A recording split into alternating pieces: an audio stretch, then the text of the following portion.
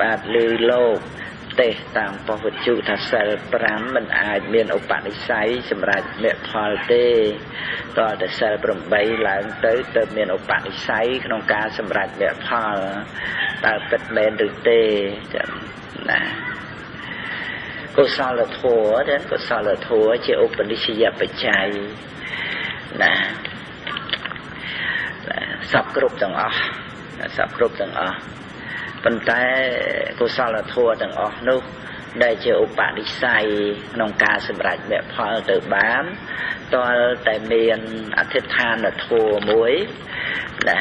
ឬក៏អធិដ្ឋានគុណគឺបញ្ញាណាគឺបញ្ញាដែលបានតាំងនៅក្នុងព្រះពុទ្ធសាសនាណាបានស្ដាប់ព្រះធម៌របស់ព្រះសម្មាសម្ពុទ្ធណាបានបញ្ញាដែលកើតពីការស្ដាប់ពធនឹងយល់ដឹង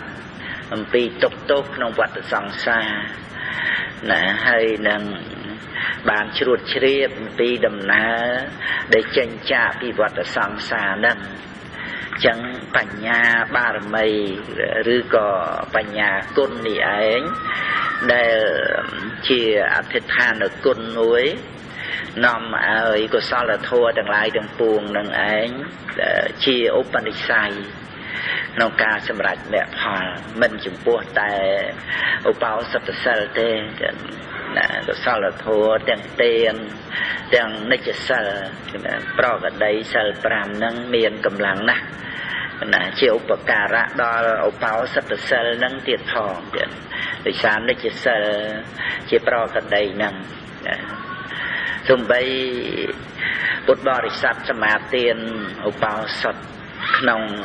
មួយថ្ងៃហ្នឹងក៏ត្រូវមាននិច្ចសិលហ្នឹងជាឧបការៈ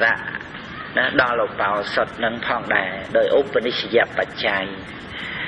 មិនមែនជាប្រកដីនឹងឯងណាជាអ្នកទ្រុសិល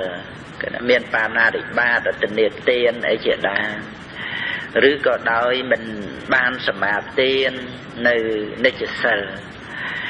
ណាហើយស្រាប់ទៅដល់ថ្ងៃឧបោសថហ្នឹងក៏រក្សាឧបោសថចឹងតែ